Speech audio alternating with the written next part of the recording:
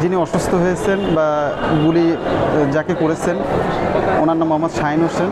আমার শ্বশুর হন উনি গতকাল রাতেই ইন্ডিয়া থেকে দেশে আসার জন্য উনি চেষ্টা করতেছিলেন।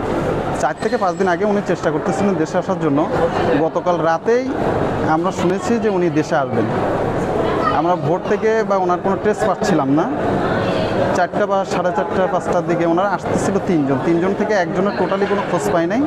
আর একজনের হাতে আপনার কবজিতে গুলি লাগছে, অলরেডি কবজিটা ভেঙে গিয়েছে। আর আমার শ্বশুর শাহিনের ওনার পিঠে গুলি লাগছে। এখনও পর্যন্ত আমরা যে গুলির এক্সরে রিপোর্টে পেয়েছি 100 বা 120-30 এরকম ছোটো ছোটো ছেল ওর ভিতরে এখনও গুলির কণা আছে।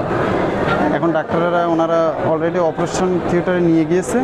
এখন যত দ্রুত সম্ভব ওনারা সুস্থতার আমাদেরকে আশ্বাস দিয়েছেন, যত দ্রুত সম্ভব আমাদের রোগীকে ওনারা আমাদের কাছে দ্রুত সুস্থতার মাধ্যমে ফিরিয়ে দেবেন। দেশবাসীর কাছে দোয়া চাইতেছি যেন যত দ্রুত সম্ভব আমার শ্বশুর জন্য আল্লাহর রহমতে দ্রুত সুস্থ হন। এটা দেশবাসীর কাছে। এটা গুলিটা করছে উনি যেহেতু ইন্ডিয়া থেকে আসছিল, উনি যতটুকু জ্ঞান ছিল উনি বলেছে যে আমরা আসার সময় ওখান থেকে যে দালাল ছিল ওই দালালেরা বাংলাদেশের কাছে পাঠিয়ে দিয়েছে, দালালের কাছে। বাংলাদেশের দালালেরা এখান থেকে